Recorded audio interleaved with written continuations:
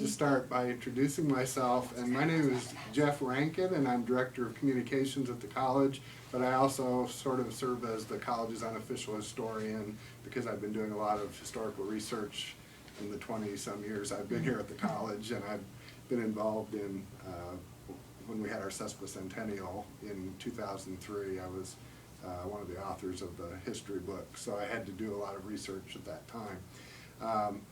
But one of the most fascinating episodes in the college history, and one that spanned, most of the 20th century, was the story of the cannon. And the whole thing started really in about 1900, and there was the class of 1903 and the class of 1904, and in those days there were intense class rivalries where the junior class and the senior class were always at odds. So there were several battles between, literal battles, climbing into the cupola of the old main and taking it over. And there were things where a gun was discharged. There was a Washington's birthday banquet. That was always a big thing every year.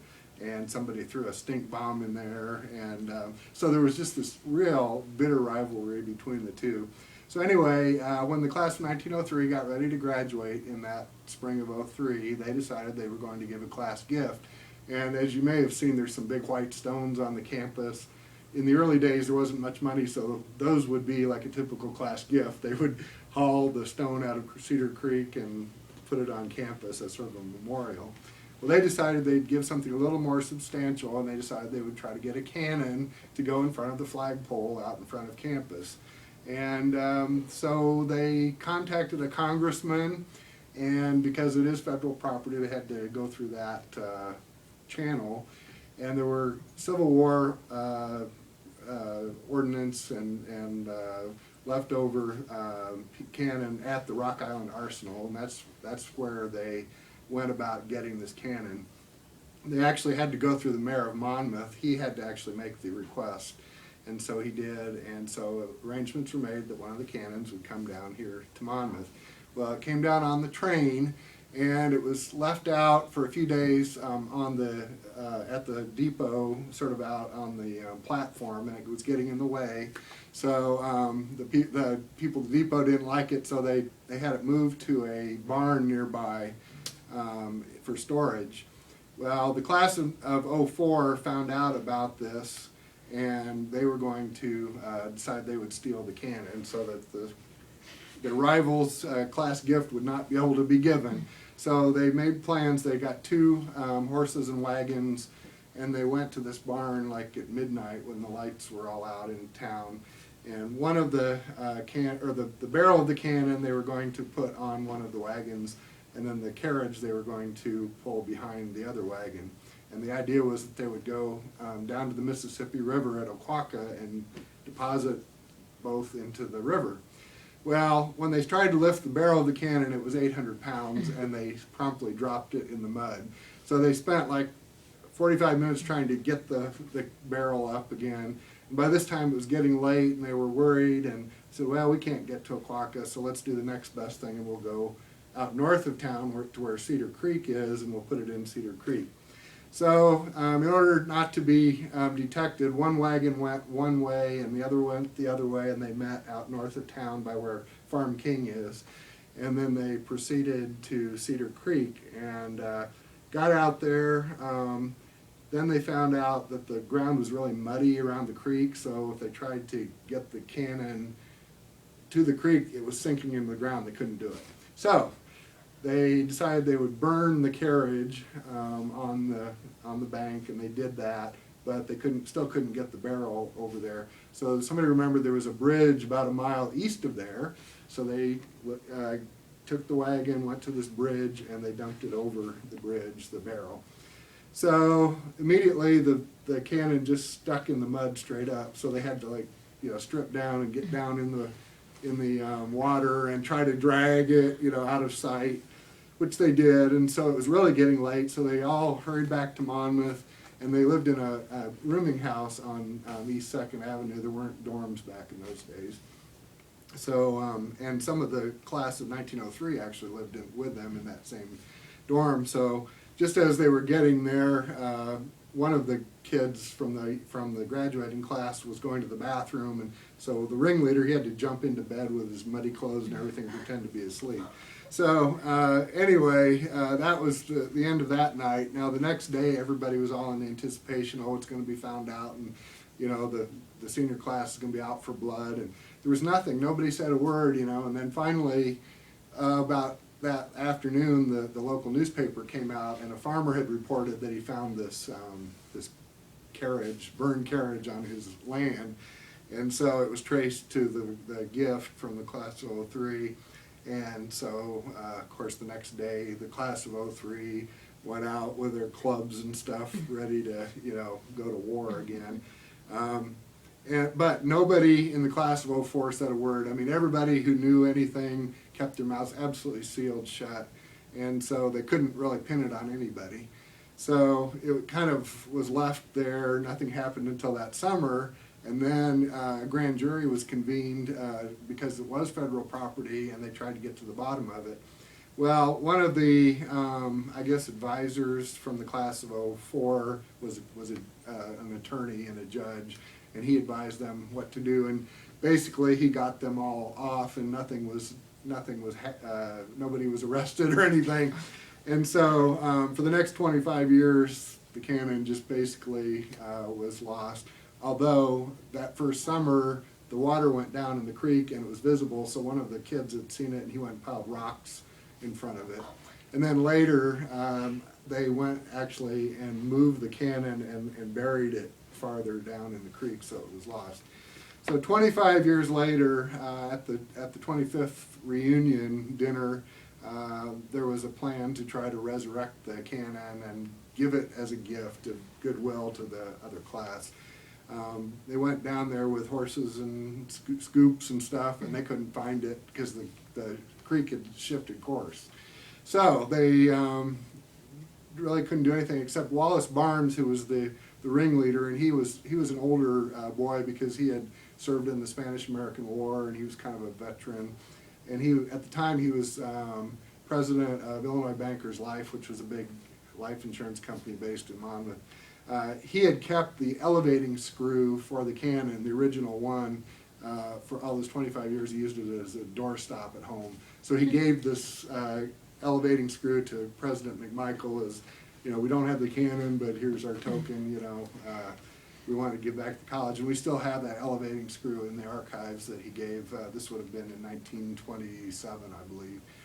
So, again, nothing happened for a long time. We were getting ready to observe our centennial for the college in 1953. So there was an effort, again, to try to locate the cannon. And David Fleming, who was the assistant to the president, he's a guy that, he passed away a few years ago, but I knew him well. He convinced Wallace Barnes to come clean and tell the whole story. So in the 1950 Alumni magazine, he basically told everything he knew about where the cannon was, where they put it and all this.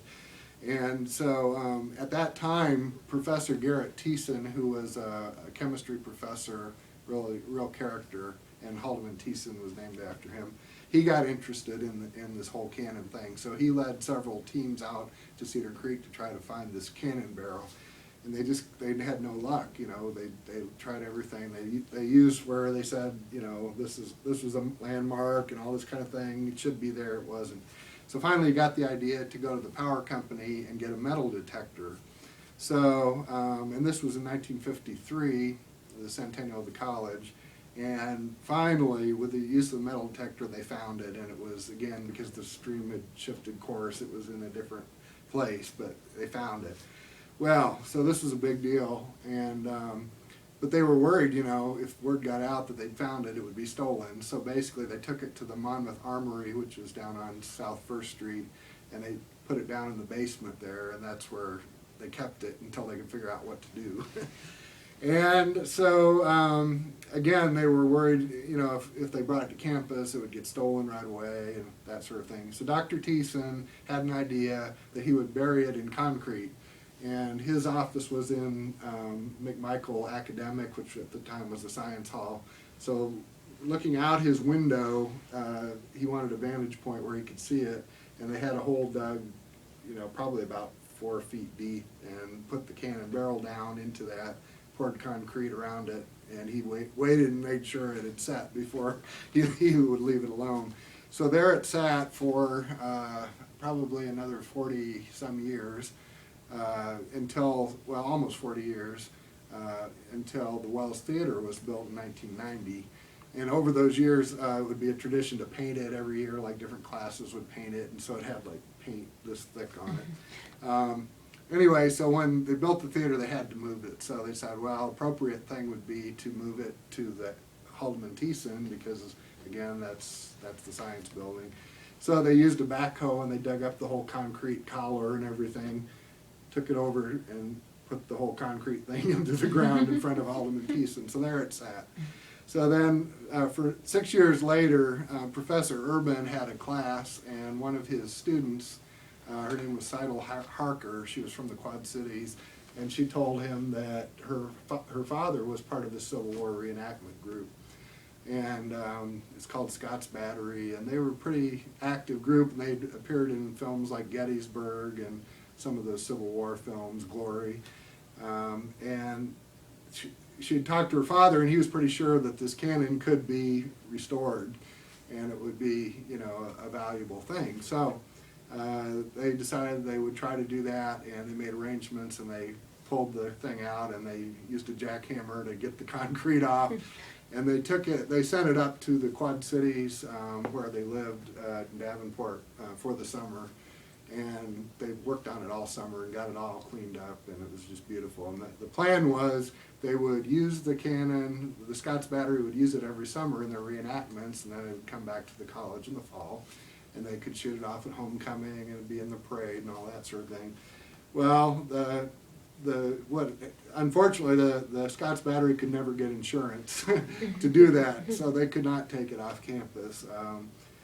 Estimates at the time, it was valued at maybe $40,000, but I think there were liability issues about shooting a cannon that didn't belong to them or whatever.